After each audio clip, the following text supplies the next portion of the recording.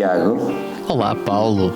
Então, revelaste a que horas é que estamos a gravar isto? Não faças isso. Pois, não, começar a gravar à noite dá. Não sei, não me consegui me escolher da noite. Não é? É diferente de gravar às 10 da manhã, ou como nós fizemos. Sim, é diferente. À noite o cansaço já amolece a alma e é muito mais fácil também, se calhar, falar sobre as coisas, não? Sim, parece-me bem. Hoje o tema é extremamente interessante e quente, não é? Dado também o momento que o país atravessa. Isto para dizer que estamos de facto em Portugal, os dois habitamos no território, provocado pela nossa misto entre aquilo que foi a nossa, vamos lhe chamar classe política, não é? Porque não sei se é... Eu acho que retiraria a palavra classe quando te referes ao André Ventura. E eu retiraria a parte política também, portanto eu acho que então não sobra nada, não é? Fica muito pouco, portanto já... Mas o tema quente do momento foi aquele post do Quaresma a dar uma bicada a um confinamento específico ou especial ou particular para o cinema. Desconfinamento, acho que é desconfinamento com honestamente não fui sequer ler aquilo, portanto eu tenho informação que vou recebendo, mas o calibre da pessoa que o fez também não me motiva a ir ler as pataquadas, mas se não me engano tem que ver com um desconfinamento especial para uma franja da população portuguesa, que é preciso não esquecer que é a população portuguesa, quer essa pessoa e quem gosta dele gosta ou não, portanto são cidadãos portugueses, e aquilo que era defendido acho que era o desconfinamento especial. Sim, com umas regras diferentes, porque os ciganos acabavam por não cumprir as regras da sociedade, então, isto de grosso modo, como eles não cumpriam as regras da sociedade, então teriam que ser alvo de um desconfinamento especial. E a questão é que isto aqui, o que está aqui presente, qualquer burro percebe isso, é preconceito, é porque são preconceitos, não é? Sim, nós podíamos só falar deste caso em particular mais lá para o meio do episódio, mas acho que a vontade que nós temos de... Não... Na minha aldeia dizia-se cascar no bicho. É um bocado isso, sim, mas eu acho que o bicho... Raiva, não é? Acho que o bicho põe-se a jeito, e eu acho que o bicho, por um lado, até deve gostar de levar porrada, porque tantas são as vezes que ele de facto se põe a jeito para que isso aconteça, que só pode gostar, caramba, aquilo não pode ser... Sem dúvida, 200% de acordo contigo. Há ali um masoquismo facho na parte do André Ventura, entre aspas. Sim, ele tem que ser movido por alguma coisa. Provavelmente aquilo que o move, isto é uma situação curiosa, o que é que move alguém que é contracorrente, né? Porque para todos os efeitos, felizmente, ainda vivemos numa sociedade que corrente, o grosso da corrente, ainda pensa normalmente, não é? Mas acho que o move é isso mesmo, é lutar contra a corrente, é ir apanhando porrada. Ir apanhando, eu acho que é isso. A chatice aqui é porque se fosse uma pessoa... Há pessoas com ideias muito fixas, há pessoas que vão evoluindo nas suas opiniões e é salutar, há pessoas que não evoluem. Chama-se inteligência, só uma parte, chama-se inteligência. Eu concordo contigo. Há pessoas que de facto são fiéis aos seus princípios e depois há os gajos que navegam à vista, e esse gajo é um gajo que navega à vista, claramente. Sem eu querer defender, ele é fiel aos princípios que defende. Sim, mas os princípios que ele defende não lhe saem pela boca. O problema é esse, é que ele usa a boca. Tipicamente as pessoas usam a boca, pelo menos eu faço isso, tu fazes também, e há muita gente, se calhar a maior parte das pessoas, usa a boca para demonstrar ou para apelar ou para enaltecer os seus princípios. Aquele gajo não, ele usa a boca como um instrumento, mas os princípios dele estão mais atrás, que é, bora lá ver, onde é que há maralha, onde é que há multidão, onde é que há aqui fome, então bora lá para a fome, vamos lá dar um bocadinho de pão seco para as pessoas morderem. Sim, ele como comentador de futebol já tinha um estilo muito incendiário e provocador. O que eu acho maravilhoso nestes provocadores é que é mesmo o masoquismo.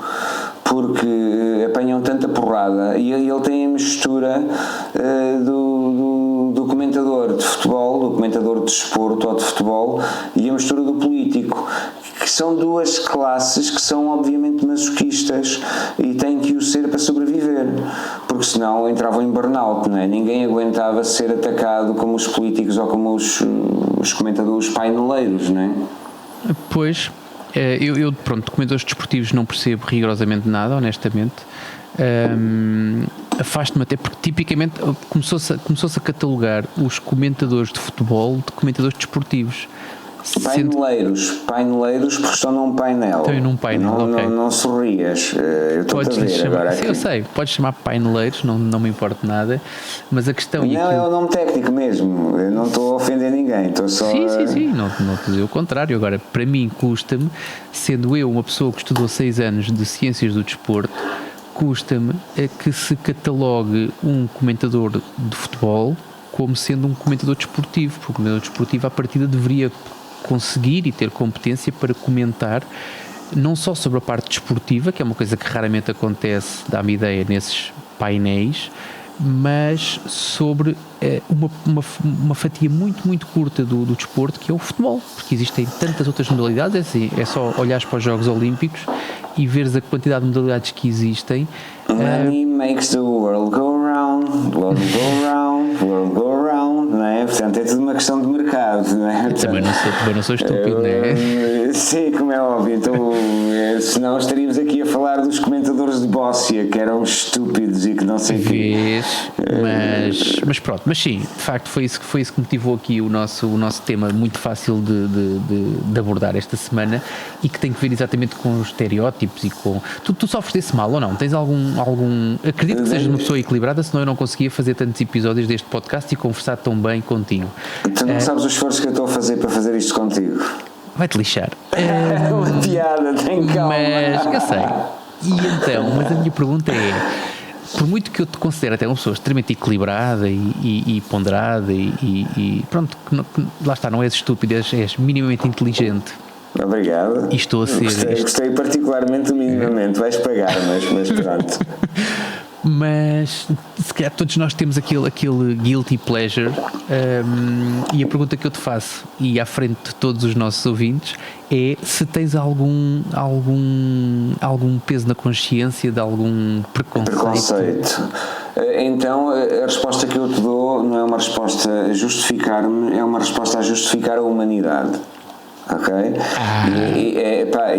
Estamos a fazer terapia social, e agora neste episódio vamos fazê-lo de uma forma ostensiva, que é todos nós somos preconceituosos. Okay? Não porque sejamos más pessoas, mas há sempre essa tendência para sermos preconceituosos, e tem uma explicação científica e biológica.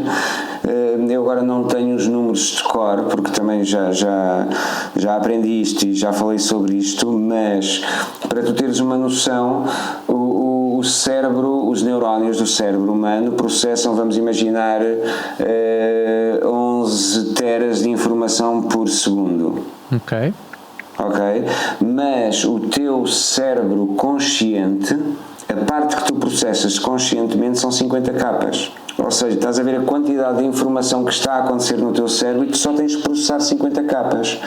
Portanto, e tu, para processar só esses 50 capas e não entrar em burnout, porque está tudo a arder aqui dentro com os neurónios, aquilo que tu fazes é criar atalhos e criar padrões e assumir padrões para não pensares tanto.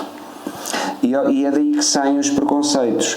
Claro que isto aqui, se transpusermos isto aqui para a sociedade, acaba por o preconceito assumir outras figuras, né? como vamos falar mais à frente. Mas na prática e na sua gênese, o preconceito é só uma defesa do cérebro para não entrar em burnout. Porque há demasiada informação, então nós presumimos que todos os ciganos são maus. Okay? Agora, quando o preconceito se transforma em causa, e já falámos aqui de causas em episódios anteriores, e que as causas podem ser alienantes, né? Quando o preconceito se transforma em causa, então aí é estupidez elevada à 10ª potência, né? É por aí. todos nós somos preconceituosos, todos nós temos que ter esse cuidado, e há forma de tu deixares de ser preconceituoso. Eu depois vou-te explicar a seguir uma delas, mas o ser humano é assim. Agora há aqueles que pensam e há aqueles que não. Relativamente ao preconceito, podemos dizer isto desta forma. Está bem, mas olha, eu estou na mesma, estou à espera que tu me dês um dos teus preconceitos, daqueles que dizem, caramba, não devia ser assim. Ou então não, ou tens muito orgulho, não sei. Ok. Eu pensei que tinha distraído o suficiente para te esqueceres a pergunta. Tu nem sequer ouviste o que eu disse, só estavas a pensar. Ouvi até porque concordo contigo, pelo menos 90%, para não estar a dizer 100%, mas concordo contigo. Não sei, o preconceituoso, provavelmente os meus preconceitos estarão um bocadinho, não sei, se calhar, provavelmente, quando os preconceitos, eu estou sempre a chamar a atenção dos outros dos preconceitos.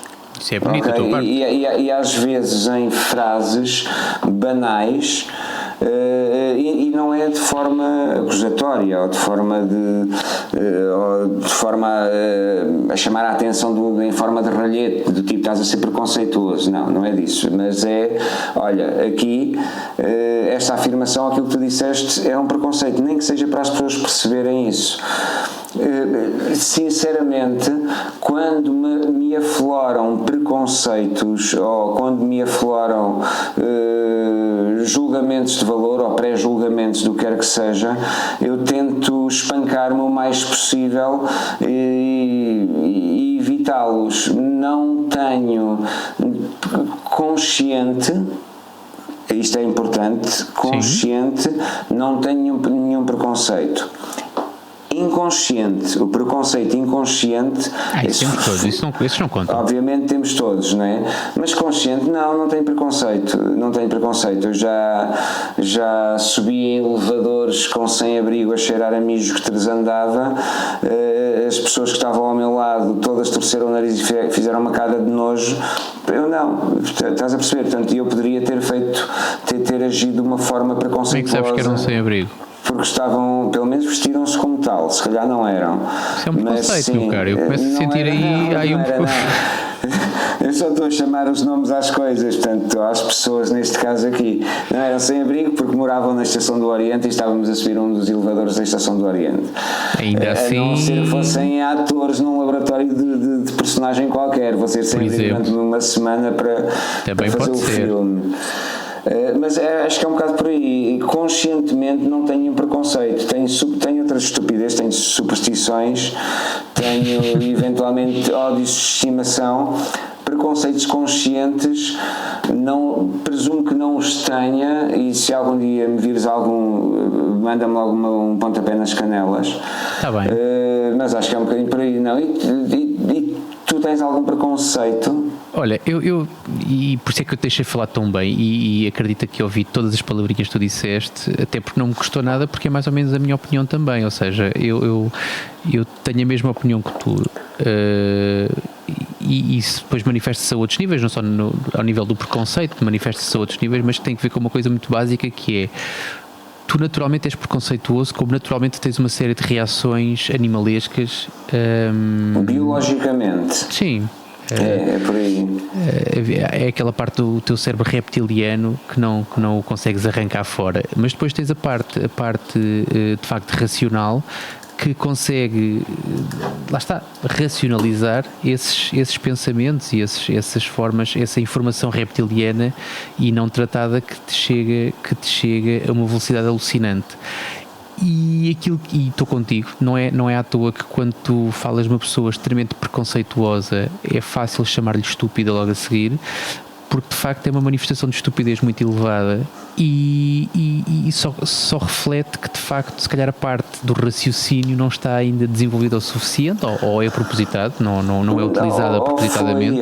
Ou foi eventualmente. É muito engraçado porque há duas coisas aqui. Deixa-me só primeiro sugerir-te aqui uma cura. Bora lá, então, que eu quero ser curado. Cura. Já houve cientistas a estudar cura para preconceito. E há uma cena muito interessante, porque nos Estados Unidos, aliás, há um teste há um teste na internet, se os nossos ouvintes quiserem ir descobrir, podem procurar por Unconscient Bias ou preconceito inconsciente, e há um teste onde tu podes responder a um teste e avaliar o teu nível de preconceito relativamente à homofobia, à raça, etc., ao género, e é interessante, tu fazes o teste e naquela altura vamos imaginar que tu és moderadamente preconceituoso relativamente a homossexuais, por exemplo, ou a mulheres. E tu tens esse valor. Os nossos ouvintes, temos 2 ouvintes ou 3, se algum deles for, depois que comente e que diga que fez o teste e que partilhe até os valores que eventualmente deu. Isso é curioso nós fazermos isso, mas há uma cura, e como há uma cura, eu queria que nós tivéssemos aqui um pequeno brainstorming para ver de que forma é que nós podíamos curar o André Ventura, porque temos que fazer, além de terapia social, temos que fazer terapia animal neste podcast. E não o podemos deixar de fora, não é? Então, a ideia aqui, e eu vou-te dar aqui a receita geral, e foi uma coisa que de alguma forma foi definida, que é uma coisa que se chama o Obama Effect. E o Obama Effect porquê? Porque o Obama foi um negro que chegou a presidente dos Estados Unidos e até tinha um ar de boa pessoa e até era simpático e tinha um cão, etc. E ele chamou Obama Effect porquê? Porque nos Estados Unidos mesmo os negros são preconceituosos relativamente aos negros. Sim. Porque é inconsciente, né? A informação que te chega ao cérebro acaba por te formatar as coisas. E se tu fores sujeito a imagens de negros bons durante uma data de tempo, tu acabas por interiorizar que os negros não são tão maus e o teu nível de preconceito desce. É estatística, talvez? Será? Não, agora também não estou recordado ao certo se é estatística, se é um estudo, o que seja, provavelmente haverá um estudo científico aqui por trás, quase certeza. O nosso ouvinte que procure, já agora estamos a pedir 2 coisas no mesmo episódio. Vai fazer o teste e vai procurar aquilo que a gente não quer procurar. Exatamente, e depois diga-nos alguma coisa. Agora, que tipo de tratamento é que tu aconselhavas ao André Ventura para ele adorar ciganos daqui a um ano? Eu estava aqui à procura sobre quem era o terapeuta, se era os irmãos Catita ou o Zé Napá 2000, porque de vez em quando misturo, mas a terapia para mim é de facto uma música dos irmãos Catita, porque entretanto já consultei, e a música chama-se Um Tiro na Cabeça. Isto não é terapia, isso é cura. Nós não queremos curar, queremos ir curando, que é para ganharmos uns trocos no processo. Não. Estou a dizer ouvir a música em ato contínuo até mudar de opinião. Não me ponhas ações nas mãos, que eu não quero sujar as minhas mãos. Não comecem já a ficar com preconceitos em relação à minha pessoa. Não tem nada a ver com isso. De todo, porque tu podias... Tem só que ver com ouvir boa música. É uma música bastante agradável, uma música animada, dá para dançar, para quem quer dançar, dá para também... Isto aqui leva-me aqui a uma questão interessante, porque eu sugeri-te curarmos o André Ventura e tu sugeriste a música Um Tiro na Cabeça. Sim. Agora, a minha pergunta é... Nada relacionado com... Atenção, é só uma música. Nada, de todo. Foram só 2 frases seguidas, foi pura coincidência. A minha questão é só uma. Tu achas que... 2 perguntas. Sim. Tu achas que o André Ventura tem cura? Perdão. Tu achas que o André Ventura tem cura? Primeira pergunta. Segundo, como é que tu tentarias curar? Portanto, estás a assumir com a segunda pergunta que a primeira é sim. A primeira resposta tem que ser sim. Mas eu ainda não tenho dados suficientes para responder. Tu podes dizer não e não respondo à segunda. Não, mas eu quero esmiuçar, meu caro. Bora lá. A questão aqui é, tu perguntaste se eu achava que o André Ventura tinha cura. Agora, eu preciso que sejas mais minucioso. Cura para... Mantendo vivo, sem me tiro na cabeça. Sim, eu sei. Não, okay. Longe de mim de querer dar um tiro na cabeça ao André Ventura, nada disso. Não foi isso. Se ele desse sozinho, a culpa não seria tua, não é? Portugal não usa muito disso, mas no Brasil há balas perdidas, quer dizer, podia ser. Será que a gente vai ter problemas por estar aqui a falar em o André Ventura suicidar-se? Se calhar não. Eu não disse isso, tu não sei se disseste, mas se disseste é um problema que é teu, Paulo. Eu não disse nada disso. Eu sugeri. Tudo bem, eu aguento com o processo, na boa. Eu sugeri uma audição exaustiva de uma música de uma banda que me é muito querida. Há sempre um inocente e um culpado, já decidimos quem é neste episódio. Neste episódio, sim, acho que é claro. Mas é como te digo, portanto, quando tu me perguntas se eu acho que ele tem cura, é preciso especificar para que mal. Qual é que achas que é o mal do André Ventura para o qual ele pode ou não ter cura, que é para eu te poder responder? Tens que ser mais específico. Muito bem jogado, doutor, muito bem jogado. O doutor faz as perguntas certas da forma certa. Semana passada deixaste-me escolher deixaste-me escolher o tema, não, escolheste um tema para mim, agora estás-me aqui a elogiar. Isto cheira-me... Falar que estamos confinados. Eu não te estou a elogiar, eu estou a ganhar tempo. Elogio é só uma forma de ganhar tempo, porque o outro lado fica ligeiramente deslumbrado, não é? Isto é só manipulação, mais nada. Ou ação psicológica, como se chamava na tropa. Estou aqui a semear o teu tempo. Continua, meu caro, continua. Bora lá. Qual é que é o mal do André Ventura que eu gostaria que tu... E o André Ventura é um poço de preconceito, isso é assumido, ok? Tem a ver com o tema do episódio. Não sei se não é apenas o conteúdo que vende. Não, desculpa, não é um poço de preconceito. O André Ventura é a bandeira e é o rosto de um preconceito, e um preconceito relacionado com a xenofobia, etc. Qual é que é o mal que ele sofre?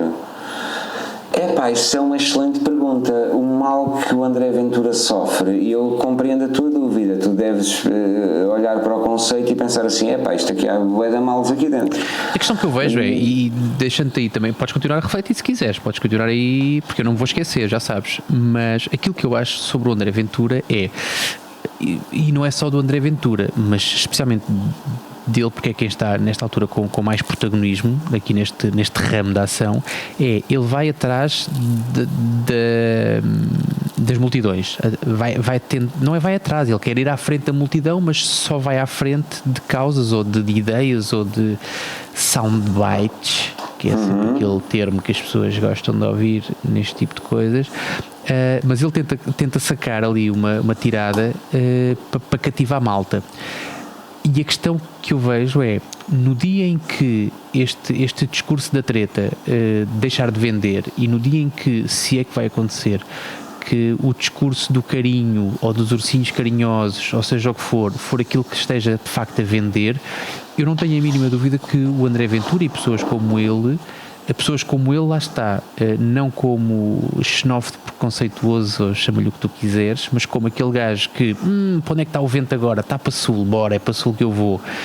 Eu acredito que ele começa a dizer, porque ele isso está documentado, quer dizer, ele já apresentou e tem trabalhos escritos dizendo A, e neste momento está a dizer B, e eu acredito que daqui a uns anos ele consiga dizer C, se for o C que vende mais que o B e o A. Ok, tu convenceste-me com estas últimas duas frases, não é? Que tem a ver com a flexibilidade da espinha de cada um. Eu conheço malta realmente preconceituosa, nasceram preconceituosos, cresceram preconceituosos, não mudaram uma vírgula no seu discurso em toda a sua existência, e esses tu podes me perguntar se têm ou não têm cura, se há ou não há terapia para eles, e como é que se poderia fazer ou não para curar essas pessoas. Tu achas que o André Ventura acaba por ser um catavento? É um catavento, sim, claramente. Aliás, isso está mais do que demonstrado. E não é por isso que lhe retira algum valor e capacidade de trabalho. Deve ser uma coisa boa do homem, meu. Eu ia dizer perigo, mas sim, mas concordo contigo, sim. É de facto. Deixa-me ir buscar aqui uma. Tu falaste aqui de duas coisas, e uma delas é assim. Eu acho que sim, eventualmente o André Ventura é alguém que gosta de atenção. e que gosta de... Sem dúvida. E todos temos este problema. Eu faço comédia, também tenho de alguma forma este problema, mas apesar de estar controladíssimo, e nas aulas que dou acabo por tentar ajudar os outros a não deixarem que isso aí mande, não é? É a questão do ego, e eventualmente o André Ventura e outros que tais alimentam-se daquilo que as pessoas lhe dão. Há aqui vou dividir aquilo que tu falaste em duas questões. A primeira é: não acredito que ele vá fugir muito daquele canto onde está. Ou seja, não acredito, e tu disseste que amanhã o vento dá para o outro lado e ele vai para lá. Não. Ele não tem flexibilidade para ser um Gandhi amanhã. Não tem. Ele não tem flexibilidade para ser um antirracista. Ele não tem flexibilidade para ir até ao Bloco de Esquerda, por exemplo, olhando aqui para o Parlamento. E ele vai ficar sempre prisioneiro ali do buraco dele. Ponto. Isso é um ponto assente na minha cabeça, e acredito que até na cabeça dele. Agora, essa é uma questão. Agora, a outra questão que eu faço é: vamos lá ver uma coisa. O André Ventura acaba por ser uma espécie de rosto, já falámos nisso, e uma espécie de bode expiatório. Mas como no André Ventura e como noutros extremismos que nós conhecemos, não é?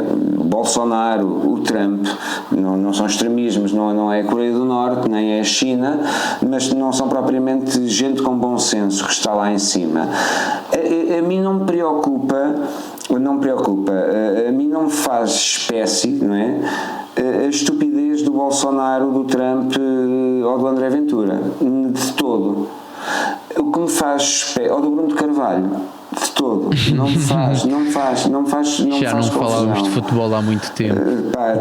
Está fechado. Temos que fazer um episódio sobre futebol para arranjarmos aqui inimigos e tração também a nível das redes sociais, que o futebol ajuda sempre. Mas o que me faz confusão nem são os personagens em si, porque eles são personagens, portanto, de alguma forma. O que me faz confusão é que, para manter aquela personagem à tona, é preciso haver uma data de gente ali a trabalhar por trás. Das duas, uma, ou é paga ou acredita. E qualquer uma delas é grave. A que acredita é mais grave do que a paga, não é? Porque mercenários, toda a gente tem que ganhar a vida. Mas alguns deles, principalmente aqueles que ficam de pé, irtos atrás do político que fala, sabes? Aquelas personagens, a gente podia substituir aquela merda por manequins só. Nem no distanciamento social esses gajos ficam longe. Isso é uma questão que por acaso ainda não vi, mas não resistem. Confia em mim. É uma atração, é do tipo: eu sou o próximo, este cabrão vai arder e eu sou o próximo. O único que eu acho que se resguardou foi o emplastro. O emplastro é que por acaso deixou de aparecer, portanto, ou se aparecer com máscara é tranquilo, mas de qualquer modo pôr o queixo no ombro já é demasiado próximo. Mas o que é que tu achas disso, meu? Quem é que são as pessoas que apoiam aquilo, que suportam aquilo, que fazem aquilo acontecer? São aquelas pessoas que ouvem, lá está, e há muita baboseira que ele diz, mas eu acredito que, e tu disseste uma coisa que é importante também, que é: há ali mérito, e é preciso reconhecer o mérito. Há trabalho. Mérito é uma cena com juízo de valor positivo, não me agrada. Trabalho há muito. Sim, pronto, ok. Dou-te essa. Não te preocupes. Não vamos entrar em discórdia. Agora, esse trabalho que é feito reflete depois que a reação de muita gente que ouve aquilo é: olha, sim senhor, olha, estás a ver, coitadinho do menino, olha, eu tenho a mesma opinião que, olha, e aquilo que acontece é que há muita gente que passava o dia a conversar com os amigos no meio da rua, na taberna, onde quer que fosse, e que até podia mandar umas postas. Eu adequo o meu discurso, ou tento adequar o meu discurso ao grupo de pessoas com quem estou, ao sítio onde estou, ao momento, aos copos de vinho que já bebi também, tento fazer mais ou menos ali um equilíbrio, e acho que é isso que tem que acontecer sempre. Há conversas que tenho com amigos, eu tenho amigos que conheço há 30, 35 anos, e com eles tenho um tipo de conversas normalmente que se calhar não tenho com pessoas que conheci há 1 ano ou 2 anos. Sim, como é óbvio. Percebes? E da mesma maneira como no dia em que eu for, nunca hei de ser, se tudo correr bem, a menos que escorregue em algum sítio, mas nunca hei de ser deputado na Assembleia da República. Mas no dia em que eu for deputado na Assembleia da República, uma das coisas que não vou querer fazer é ter na Assembleia o tipo de conversa e discurso que tenho num jantar de amigos na minha casa, por exemplo. Pois ele teve e aquilo que acontece foi de capar. Não foi muitas, castração química dos pedófilos. Sim, mas mas ele num comício, num jantar, aliás, e obviamente ao fim de um jantar, nós já jantámos, sabemos como é que está o nosso espírito a seguir ao jantar. Pode estar alentejando, Dão ou Douro, depende, é um pouco por aí.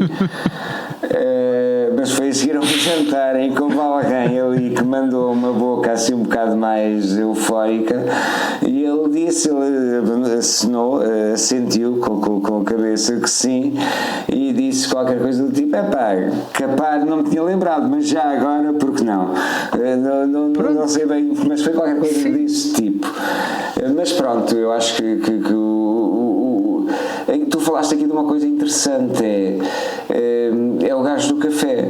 E depois ele tem uma coisa que tu falas muitas vezes e que já falaste aqui várias vezes também em outros episódios, que é a identificação. Ele consegue dizer uma coisa em que é muito fácil alguém que esteja mais distraído olha e diz: olha, sim senhor, eu também penso assim. Tal e qual. Percebes? É demagogia. Umas tu até concordas, porque até pensas como ele, nas outras vais por arrasto e quando queres dizer ai, tens a tua cabeça minada. ou sempre foste assim também, não é? Não, isso faz-me lembrar uma canção, e se tivermos aqui algum ouvinte que já tenha mais de 44 ou 45. Se a canção é um tiro na cabeça, eu já referi. Eu tenho 41. 41. Já agora aqui um teste. Trivia dos anos 80. Bora. Português. Demagogia feita à maneira é como um queijo numa ratoeira. Que canção é esta? Pim. Não vou lá. Pim. Não. Pim. Pim. Não vou lá. Não. A canção chama-se Demagogia. A banda. Demagogia, que é censurados? Demagogia. Não, censurados andavam no infantário. No início dos anos 80. Demagogia.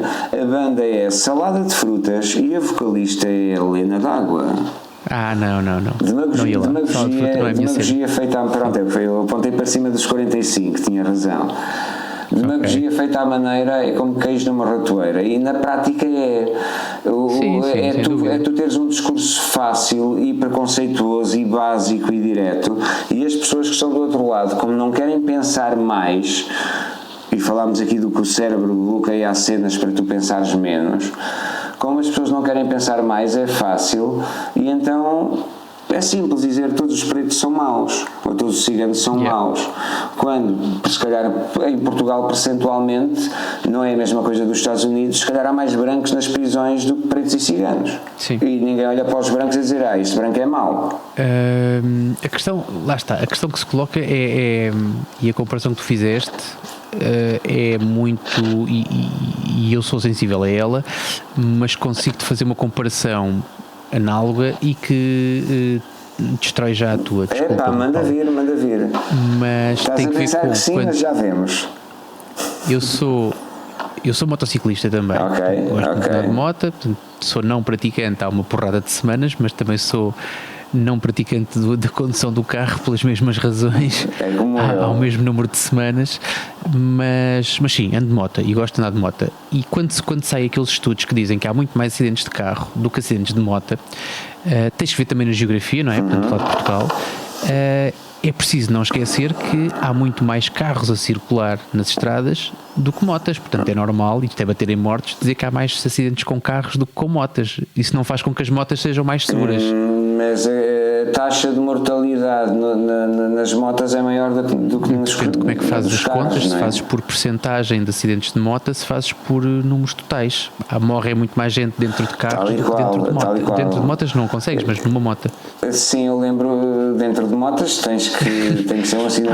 Há umas BMW todas cobertas. Agora, eu lembro-me eu estava a dar instrução em Mafra, alguns em 93, 94. e havia um comandante de companhia, eu era sargento e ele era tenente, e o comandante de companhia, quando alertava, e foi uma das primeiras recrutas que eu dei, que havia pessoal que não sabia ler, só para teres noção, naquela altura ainda havia gente que não sabia ler, que não tinha a instrução primária, em 93. Um dos conselhos que ele dava sempre antes dos recrutas irem de fim de semana era: meus senhores, não esqueçam, vão com cuidado de carro, se forem de moto não se esqueçam, o para-choques são os cornos do condutor, não é? Portanto, sim, é uma expressão bastante utilizada, não com essas palavras, mas sim. Sim, portanto, espero que não haja motares a ouvir isto aqui, porque além do André Ventura ainda vamos ter os motares à perna. Acho que não, até porque acho que qualquer pessoa que ouve este podcast tem algum pingo de bom senso, também tem algum pingo de humor. São três. Sim, eu conheço dois dos três, portanto posso falar. Eu conheço o outro. Não. Estão contadinhos, vocês que estão a ouvir. E quando são 4 nós notamos logo. Quando chegar ao quarto a gente nota logo. Mas tem que ver com isso, tem que ver com essa história desses números.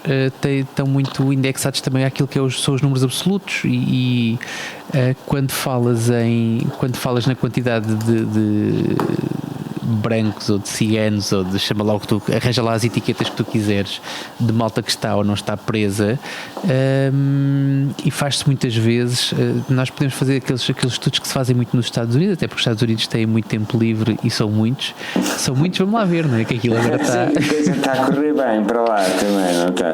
Vamos aproveitar para continuar a fazer exemplos com americanos, até porque foi um episódio que vendeu muito bem. E enquanto há americanos, daqui ao futuro não conseguimos garantir que continue a haver, pelo menos na abundância com que há agora. Mas tem que ver um bocado com isso, quer dizer, eu acho que e estas são aquelas frases feitas, já quase a cheirar a fim de episódio, não é? Portanto, ainda temos algum tempo, mas que há ciganos bons e há ciganos maus, como há homens bons e homens maus, como há mulheres boas e mulheres maus, como há seguranças de discoteca, os porteiros de discoteca que são simpáticos e outros não. Há em todo lado, e de facto é verdade. Eu tive a ouvir as notícias hoje enquanto jantava. E estamos aqui de maneira indireta a dizer em que dia é que estamos a gravar isto, não é? Também não é difícil fazer algumas contas. Não é, exatamente, não é muito difícil, mas que havia houve ali algum diálogo na Assembleia da República, e voltando a falar do teu amigo André Ventura e do António Costa, nosso primeiro-ministro, em que eu nem sempre, aliás, muitas vezes discordo com aquilo que o António Costa diz e faz, mas neste momento disse: olha, sim senhor, não me levantei, não bati palmas porque estava a jantar, não é? E tinha a família à mesa e parecia mal. Mas consegues recordar-te? Às tentativas de lá está, de extrair reações do André Ventura, não é? Aquele discurso dele então não acha que nós temos um problema com os ciganos? Então, mas era mais ou menos este o discurso. Então, mas consegue-me dizer que não há um problema com os ciganos? Assim, este era o tom e este era mais ou menos a mensagem. E o António Costa respondeu-lhe muito simplesmente, e tiro-lhe o chapéu, se tivesse, tirava certamente, em que a resposta foi algo do género: nós temos um problema com pessoas que não cumprem as regras, sejam ciganos, não sejam ciganos, seja quem for. Foi uma espécie de foi uma resposta politicamente correta, né? É nivelar a coisa. Mas sim, não adianta, porque eu já vi o André Ventura apanhar. Eu sei porque ele insistiu, disse outra vez a mesma coisa. A questão é será que ele não nota? Porque já vi situações em que ele está a dizer: sim, mas os pedófilos vão sair das cadeias, os assassinos vão sair das cadeias, e a ministra a dizer: não, está escrito que não, está aqui escrito, olha, está aqui escrito, o senhor tem o documento, e ele continua a insistir. E o problema aqui é que há aqui uma técnica de ação psicológica que é a puta da repetição. Eu disse um palavrão agora aqui, porque pronto, para reforçar a ideia. É o primeiro, queres ver? É o primeiro. Acho que neste episódio, não sei, não me lembro. Talvez eu por acaso tenho que começar a ter cuidado, porque há 2 dias a minha filha, quando acabou as teleaulas, veio ter comigo de fininha perguntar-me que podcasts é que eu fazia. Então. E eu respondo: não, foi à procura dos podcasts, foi a internet à procura. felizmente foi a ouvir, eu fiquei todo contente, não é óbvio, não percebi qual era a pergunta, mas quando percebi qual é que era a intenção, fiquei todo contente. É verdade, babado. Agora é só depois perceber o feedback, não é? Vá lá com o podcast que eu lhe disse, porque ela às tantas depois perguntou-me qual é que era o. Tu mandaste para o podcast Linux, não foi para este. Mandei para o do Ubuntu, que eu não digo palavrões. Exatamente. Vá lá. Mas aqui, agora já me esqueci, vê lá, que já me esqueci. Também não digo muitos. Eu disse o palavrão em que frase, recordas-te? Não sei, já Estamos não me lembro também. Passada. Caramba. Não, tinha a ver agora se calhar. Devia ser uma box, voltávamos um bocadinho para trás, ouvíamos e depois. Não dá. E nós temos live e mantemos o live. Portanto, nem o nosso nem o nosso editor, eu já me lembro, nem o nosso editor. Os nossos três ouvintes neste momento passaram para trás. Exatamente, só para verificar se nós vamos acertar aquilo que vamos dizer a seguir, ou pelo menos eu. Exatamente, mas olha, deixa-me contar-te uma história enquanto tu te lembras. Estavas a falar sobre a repetição, a puta da repetição. Era isso mesmo. Boa, eu sei, mas agora deixa-me continuar. E então eu conheci uma pessoa que, para se safar uma vez de uma situação, inventou uma mentira. Inventou uma mentira combinada com uma pessoa amiga, portanto, duas pessoas. Portanto, essa pessoa mentiu forte e feio para se safar. Mas tinha um cúmplice. E tinha um cúmplice que teve um papel secundário, mas tinha de facto um cúmplice. E a pessoa teve que dizer essa mentira várias vezes, e aquilo foi um bocado, eu não vou entrar aqui em pormenores, para não deixar, não vou dizer, ou bem óbvio, não vou dizer quem é, nem vou entrar em pormenores, mas foi uma mentira, estou a falar de uma pessoa adulta, que já com idade para ter juízo, e que mentiu para uma pessoa ou para um grupo? Mentiu para uma pessoa em particular, mas teve que mentir para um grupo inteiro. Não com o objetivo, e vamos ser aqui também, tem que ser justo, não foi com o objetivo de fazer mal a ninguém, foi com o objetivo só de se safar de um ato irresponsável, que, portanto, a pessoa fez uma coisa muito irresponsável e para se safar teve que inventar uma mentira um bocado, até assim um bocado fatela e forçada. Eu acho que há um par de cornos aí no meio dessa história, mas adiante. Não, por acaso não tem nada a ver com isso. Pelo menos se aquilo que me contaram foi verdade. Tu já devias tudo, não és como São Tomé neste momento. O que é que és que eu te digo? Então, alguém que me diz assim, eu menti, eu tive que repetir aquela história tantas vezes que às vezes até eu já acreditava que era verdade. Foi assim que me foi relatado. E acho que a puta da repetição é um bocado isso. Tu repetes até tu te convences que aquilo é verdade às tantas, e tu estavas lá e sabes perfeitamente que não foi assim que aconteceu. As bruxas de Salem foi um processo em 1800 e qualquer coisa nos Estados Unidos, foi as últimas pessoas a serem queimadas nos Estados Unidos, acabou por ser isso, acabaram por ser crianças que, vítimas de indução e de repetição de histórias, acabaram por acreditar e testemunhar, e houve uma data de gente que ardeu à pala disso. Mas crianças, daqui a nada estamos a falar do Trump outra vez, espera aí um bocadinho. Hoje estamos a bater noutro, espera aí. Sim, mas o que é que o Trump tem a ver com crianças? Só se for nos Estados Unidos. Cada vez que ele abre a boca parece um puto de 5 anos a falar, é só isso. Mas safa-se, mas vai-se safando lá na terra dele. Esperemos que a coisa. O Trump, eu acho que as presidenciais dos Estados Unidos, se nós quisermos ter mais um ouvinte daquele pessoal que acompanha muito política internacional, o Trump merece um episódio quase, não é? Os novos ditadores, não é? Os novos ditadores. Sim, está bem, ok. Estou contigo. Agora tu estavas a falar da repetição e disseste, eu ouvi-te puta da repetição. Não, mas foste tu que começaste. Tiago, tu começaste a falar da puta da repetição. Espera aí. Foste tu que começaste, não é algo que se possa dizer. E depois começaste a pedir desculpas, disseste um palavrão e mais não sei o quê e tal, perdeste o raciocínio, mas tu quebraste o teu raciocínio aí, portanto, se quiseres continuá-lo agora. Sim, eu acho, e basicamente vou repetir, eu não vou dizer nenhum palavrão agora quando disser a palavra repetição, mas vou repetir aquilo que tu disseste e funciona, que é a repetição acaba por condicionar de alguma forma ao cérebro. Uma das técnicas que usavam no exército, havia treinos um pouco mais duros e treinos onde tu estavas a ser constantemente condicionado, não era 24 horas por dia, porque eles tinham que dar 45 minutos de descanso de 4 em 4 horas, mas durante 4 ou 5 dias tu teres um condicionamento sonoro, e o condicionamento sonoro por exemplo, aquela música do António Variações, quando a cabeça não tem juízo, quando a cabeça não tem juízo. Isto repetido durante 3 minutos e depois mais 1 minuto. O corpo é que paga, o corpo é que paga, o corpo é que paga. Isso a mim, no meu cérebro, sempre me divertiu. Mas não era a norma, porque a norma era haver camaradas meus do exército. O tempo que nós utilizávamos era bilar, que era ficar violado do cérebro, que era ficar com aqueles olhos abertos e tipo, não conseguires pensar. A repetição em situações extremas como essa funciona e condiciona-te e diminui-te psicologicamente, da mesma forma que, como o Trump a repetir que o detergentista, ou como o André Ventura a repetir que os ciganos são maus, percentualmente e estatisticamente vai haver sempre uma franja da sociedade que vai comer, ou porque tem fome, ou porque não tem mais nada que fazer, ou porque é limitado, ou porque dá jeito.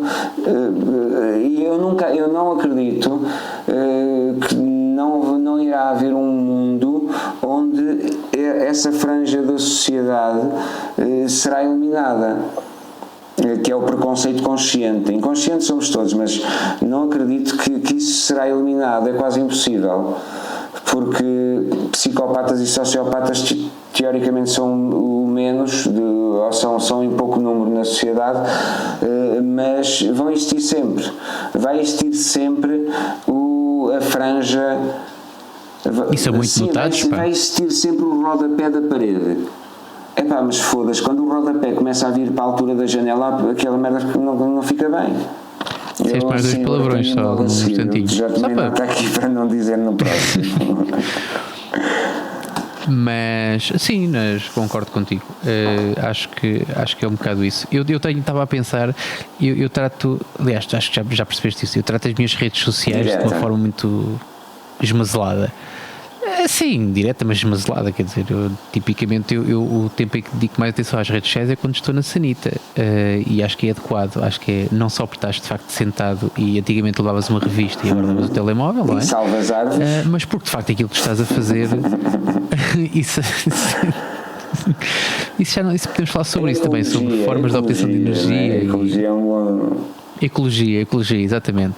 Tu puxas o lençol de um lado e destapas os pés, depois destapas a cabeça. Mas pronto, adiante.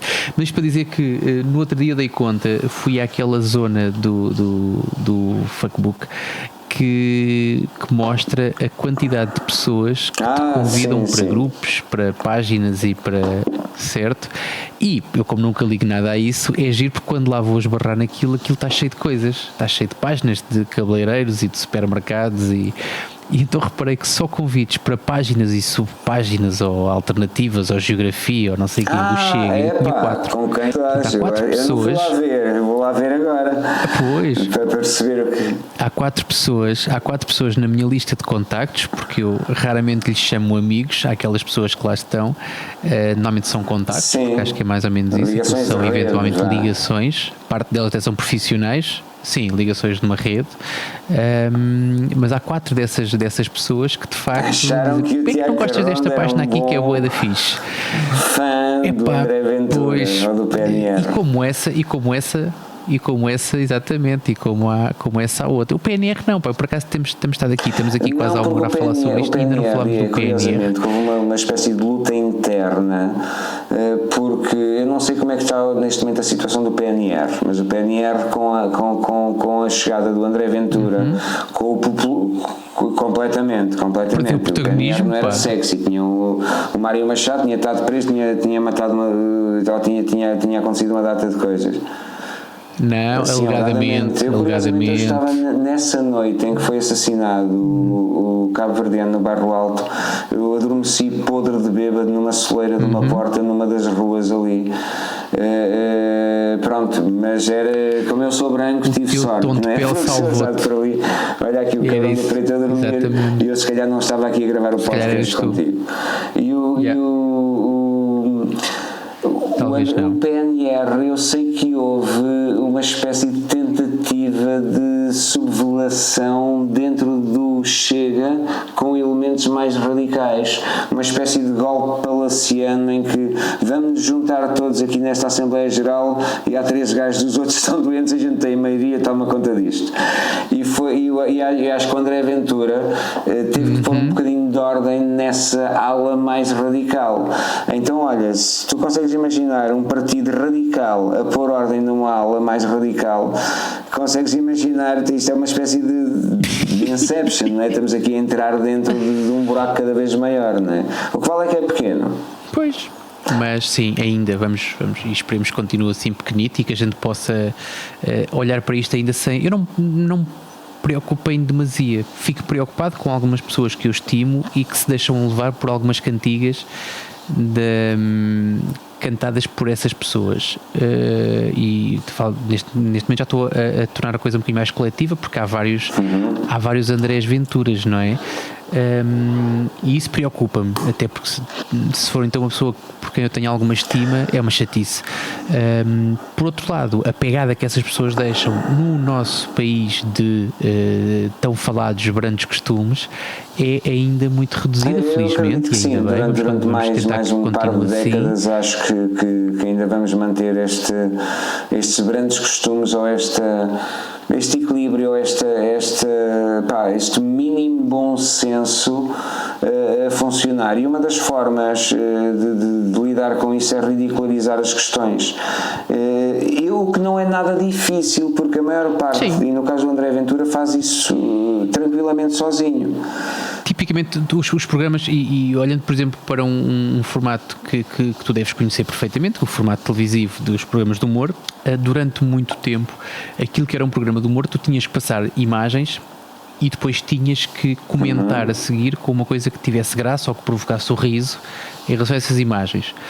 Tu consegues fazer um programa humorístico só com tiradas do André Ventura, por exemplo, e não tens que dizer, não tens que acrescentar nada, é mesmo só deixar lá as frases, e aquilo faz, se tiveres para aí virado, consegue-te fazer rir. Sim, mas isto também acaba por ser a forma que ele tem de ter audiência, porque aquilo que é piada para uns acaba por ser a verdade para outros, não é? Ou a pseudo-verdade. Muito bem, exatamente, muito bem. Exatamente. Mas olha, estavas-me a falar, e agora a conversa tocou aí no PNR e tocou aí nos extremistas, não é? Quer dizer, nos extremistas está a tocar desde o princípio, mas lembra-me também de uma pessoa com quem eu privei, com quem tive que de facto trocar contactos e fazer, portanto, nós fizemos algumas coisas em conjunto, algumas atividades. E quando chegou a altura de trocar o contacto, porque quer se queira, quer não, as redes sociais são uma forma de, neste momento acabam por ser quase uma lista telefónica, não é? Uma forma de já está e ficaste com os cabelos em pé. Não de todo, não, deixa-me elogiar a pessoa não esconde de ninguém as suas posições em relação, e as suas posições extremadas em relação a uma série de coisas. Portanto, é uma pessoa que eu claramente nunca convidaria para jantar ou para fazer um podcast ou para, sei lá, para vir cá a casa, nunca na vida. Aliás, aquilo que nos aproximou foi uma questão meramente profissional. Consigo conviver com a pessoa nos momentos em que tenho que o fazer, porque não me chateia, até porque a pessoa, tendo noção das suas convicções, à sua maneira respeita os outros, pelo menos a mim respeitou, porque ele também percebeu, ótimo. Ele olhou para mim e percebeu que eu não estava de todo naquele lado naquele espectro.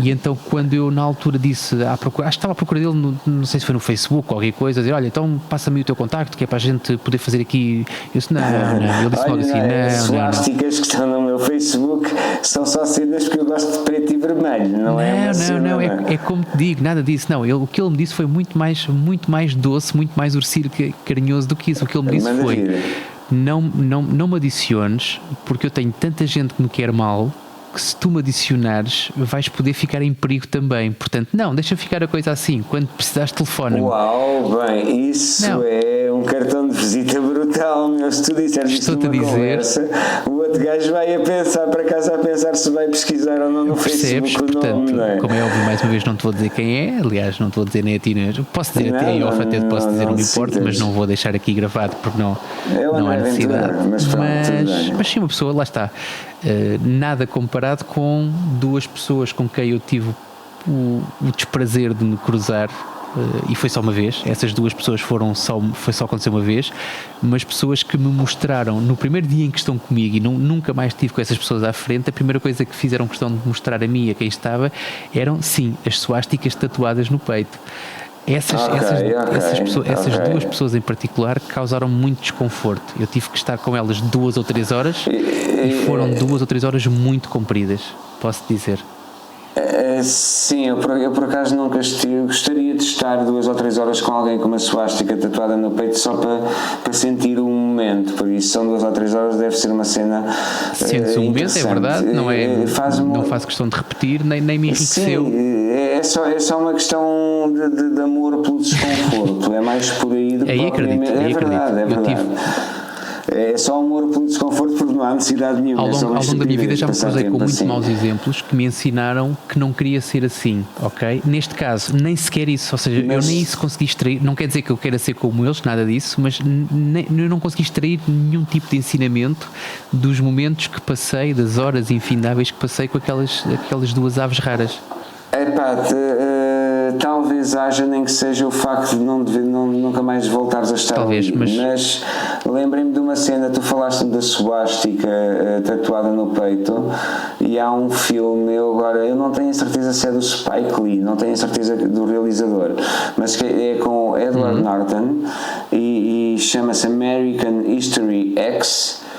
E ele começa o filme com uma suástica, estou a sibilar um pouco hoje, uma suástica tatuada no peito, e era bom que quem tem a suástica tatuada no peito que visse esse filme, porque e todos os filmes a história evolui e muda, mas é um filme que mostra o lado humano da questão. Obrigado. E não vou tentar procurar esse filme e ver. Para a coisa ficar mais eu lembrei-me de outro, e temos que rematar isto, porque senão também às tantas o senhor podcast não nos pode aturar mais. Mas deixa-me rematar também a ideia, também com um filme que é um filme do Inglourious Basterds, se não me engano, com aquele esquadrão da morte que andava atrás dos nazis. Tarantinesco. Exatamente. E que matava-os todos, sobrava sempre um. E os gajos também eram espertos, né? Sobrava sempre um para poder espalhar o terror. E a esse eles também lhe cortavam na testa desenhavam uma suástica. Anavalhavam, exatamente, que era para dizer, olha, quando acabar a guerra, toda a gente vai saber o que é que tu andaste cá a fazer, meu porco. Delicioso. Sim, sem dúvida. Eu até poderia sentir-me tentado a embarcar nisso se não tivessem feito o mesmo aos judeus antes. Portanto, acaba por ser um método de amor com amor. Amor com amor se paga. Eu estou aqui a fazer uma reflexão. Eu acho que há um lado bom e um lado mau nesta história. Eu começo o episódio a falar da música dos Irmãos Catita, um tiro na cabeça, e vou terminar a falar sobre um filme que é passado com a malta a arrancar scalpes de militares nazis. Portanto, eu acho que agora vou ficar aqui 1 hora a mastigar toda esta informação, porque se calhar tenho aqui um problema, tenho aqui um preconceito que precisa de ser resolvido. Não tens nada de preconceitos, tu és terapeuta social, tal como eu, e hoje aquilo que nós tratámos neste episódio foi o preconceito, acabámos por não embarcar muito no universo dos estereótipos. Acho que se calhar fica para outro Ficará episódio certamente, mais até à porque frente, eu tenho muito para dizer sobre estereótipos. Exatamente, mas a atualidade acabou por nos levar para o preconceito e para o André Ventura, a guerra André Ventura, Ricardo Quaresma, ciganos versus nazis. Ok. Nazis se calhar não, porque eles não têm uma bandeira nazi, nem advogam, mas pronto, preconceituosos em elevado grau. Sendo simpático, sim. Da minha parte resta-me despedir. E nós aqui somos simpáticos. Então, temos que nos despedir, está na hora. Terapiasocial.pt, um podcast às suas ordens. O meu nome é Paulo Oliveira e do outro lado temos Tiago Rondo. Este episódio de Terapia Social, cujo tema foi o preconceito.